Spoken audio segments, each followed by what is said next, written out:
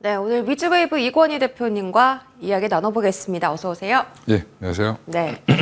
뭐 이걸 어떻게 해석해야 될지 지금 좀 난감해요. 사실 어제 TSMC 실적만 목 빠지게 기다리고 있었는데 어닝 서프라이즈 나왔는데도 지금 뭐 하루 만에 한미 반도체에 대한 이슈 때문에 반도체가 좀 무너지고 있습니다. 반도체 열어볼게요.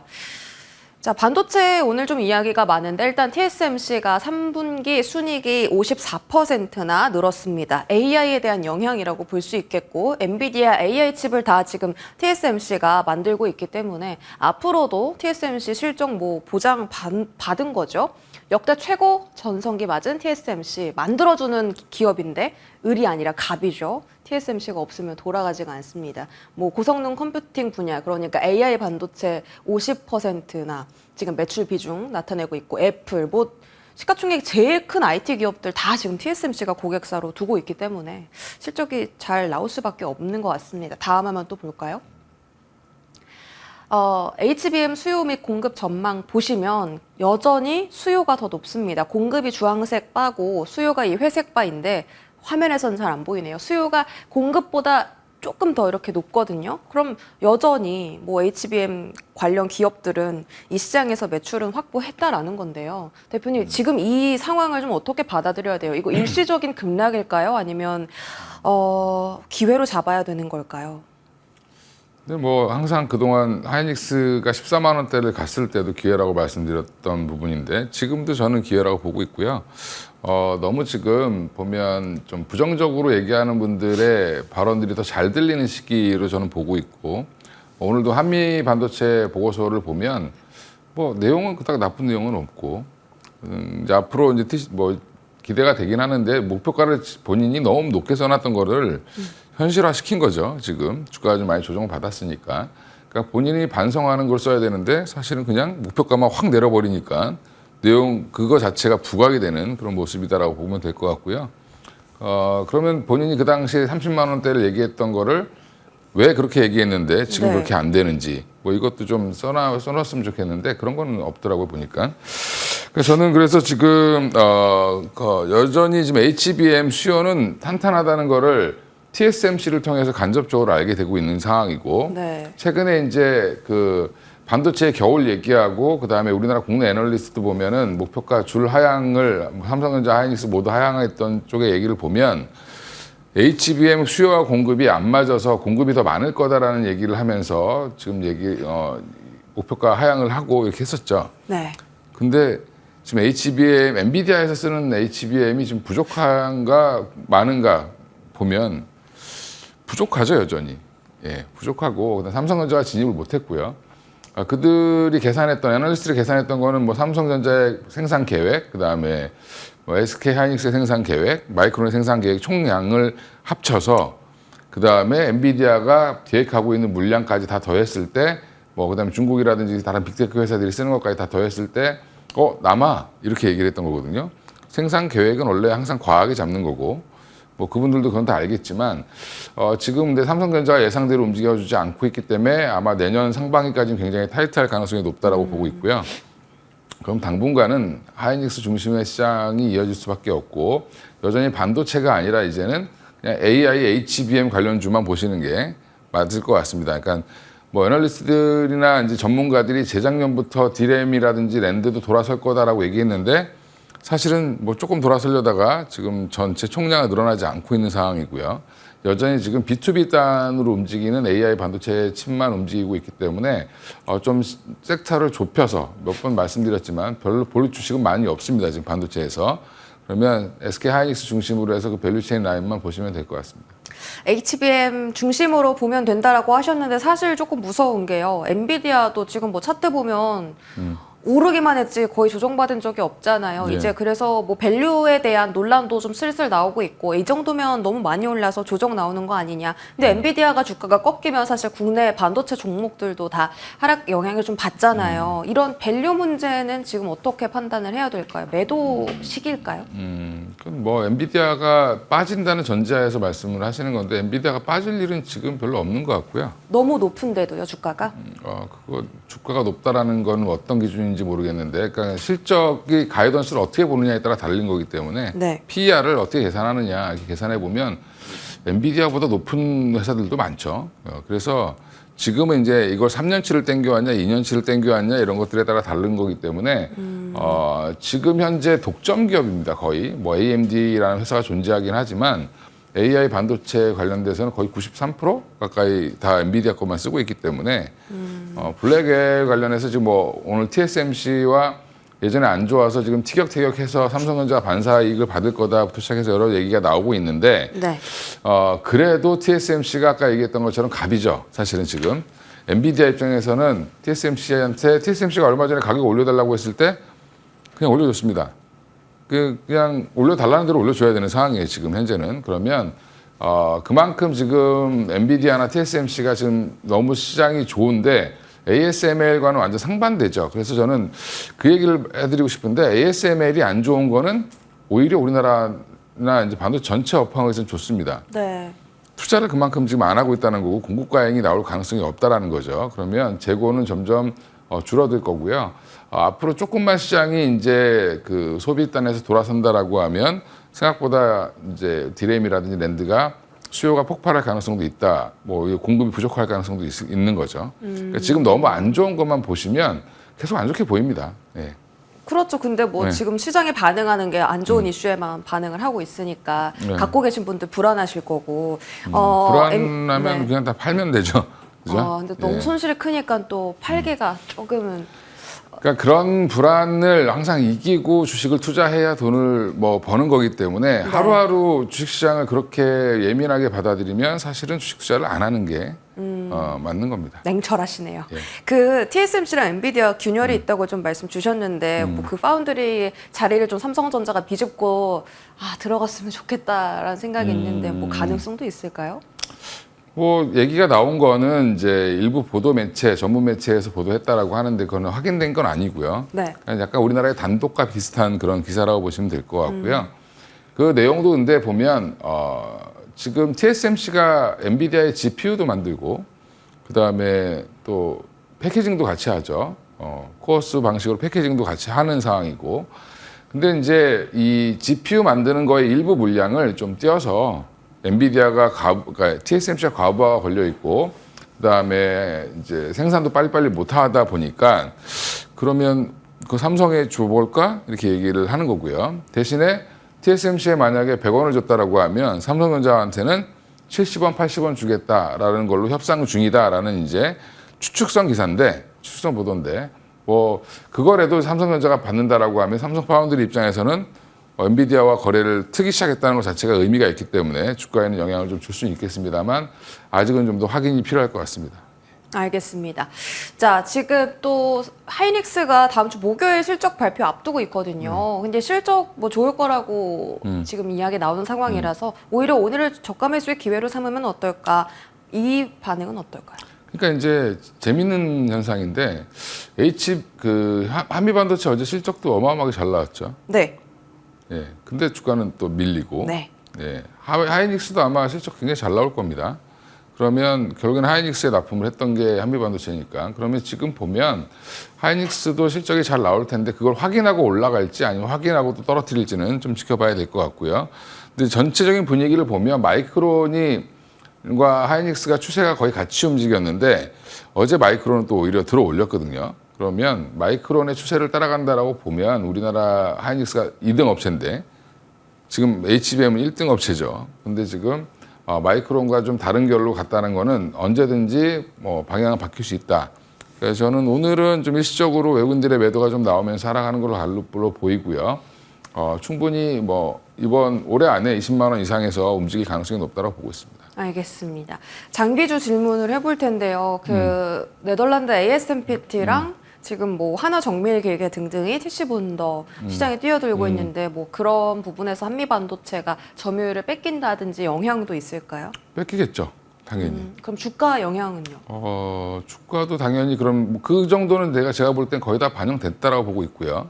아, 예, 지금 한미 반도체가 마진율이 거의 한 45%?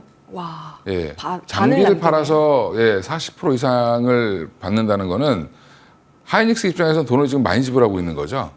그럼 당연히 이거를 30%대까지 떨어뜨리려면 가격을 좀 낮추게 하려면 경쟁자가 필요할 거고 이제 더블 밴드, 뭐 쓰리 밴드 다 가져가려고 할 거고요. ASMPT 같은 경우도 30대 들여오는 것도 그런 의미라고 보시면 되고요.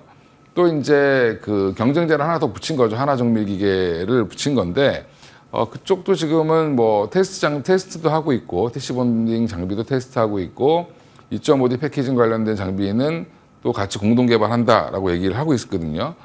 그러면 결국에 근데 한미 반도체는 일시적으로 안 좋을 수는 있지만 근데 이게 경쟁자가 들어와서 얼만큼을 뺏어가느냐의 문제죠.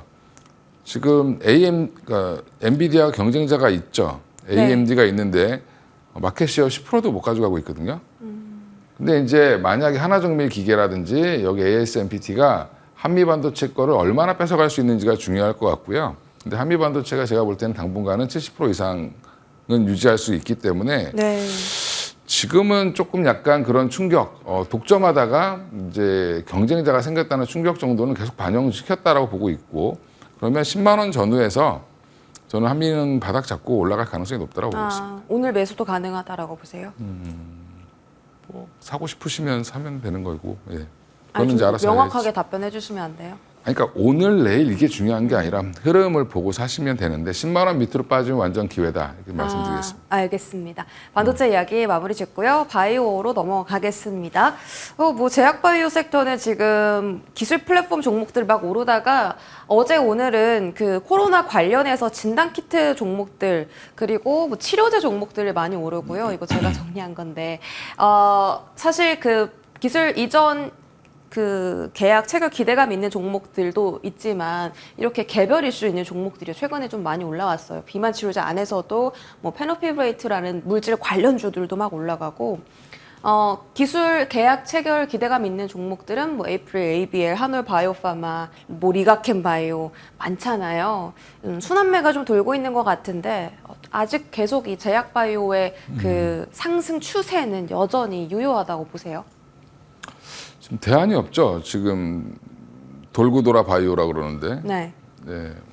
반도체 좀 갈만하면 빠지고 그러면 바이오로 다시 수급이 올리고 지금 2차 전지도 지금 트럼프가 부상하면서 또 밀리고 있죠. 그러면서 또 바이오로 몰리고 수급은 지금 바이오로 몰리는 건 맞는 것 같습니다. 그래서 지금 그리고 악재가 없고 생각보다 호재들 중심으로 나오는 게 지금 바이오다 보니까 네.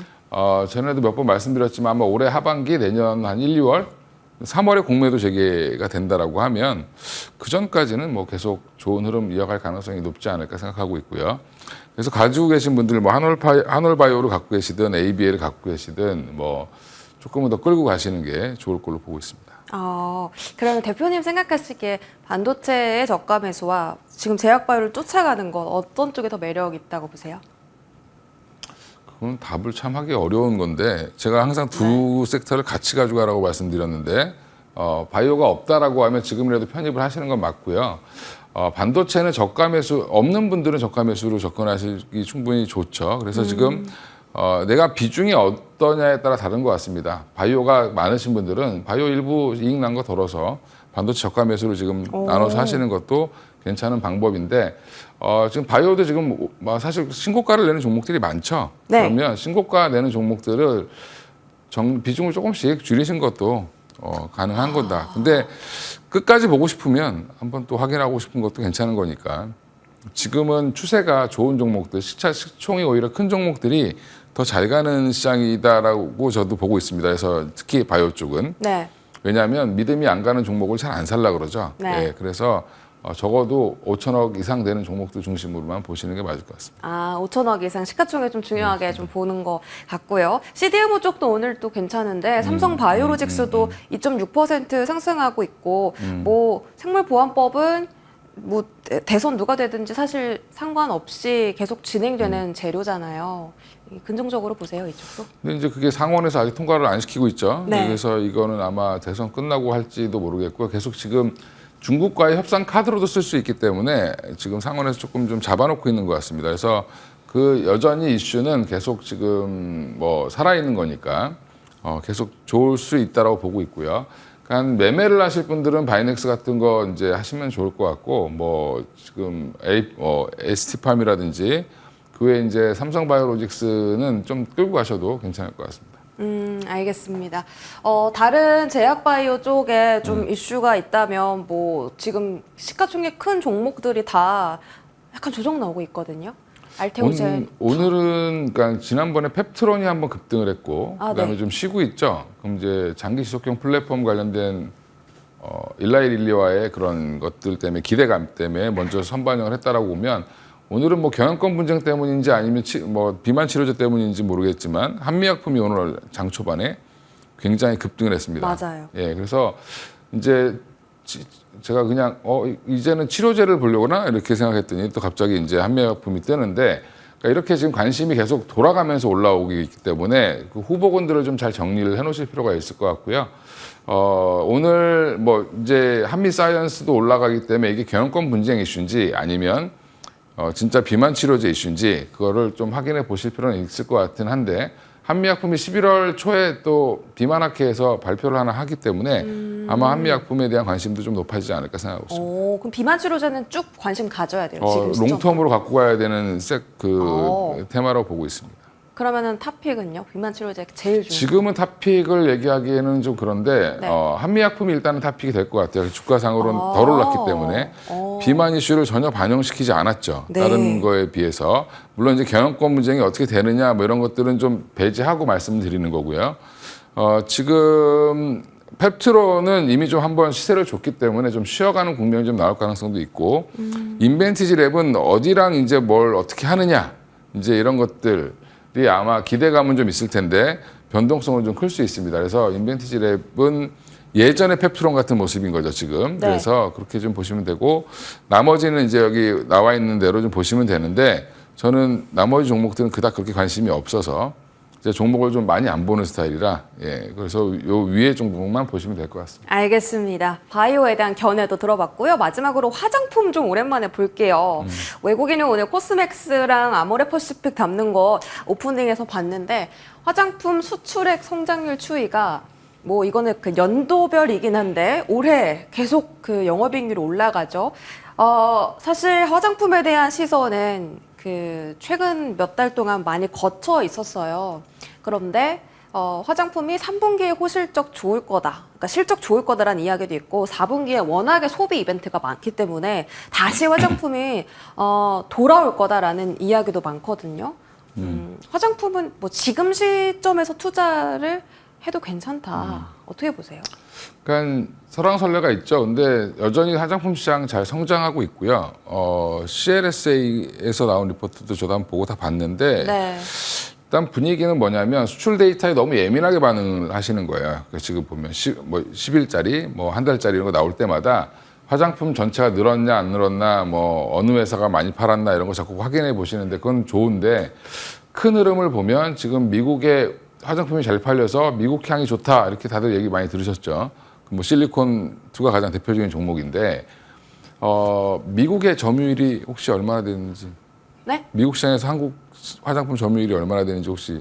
굉장히 적은 걸로 알고 있습니다. 아직까지는. 예, 1%대입니다. 1%대. 네. 그러니까 이게 그럼 1%대면 실망이네 이게 아니라 이제 긍정적으로 시작이다. 보면 이제 시작이다. 네. 네, 그게 만약에 뭐 2% 되면 2배가 되는 거죠. 네. 3% 되면 3배가 되는 거고. 아직 갈 그 기회가 많은 거네요. 네, 그래서 여전히 지금 뭐 그쪽 시장은 좋아지고 있다라고 지금 평가를 하고 있고요. 네.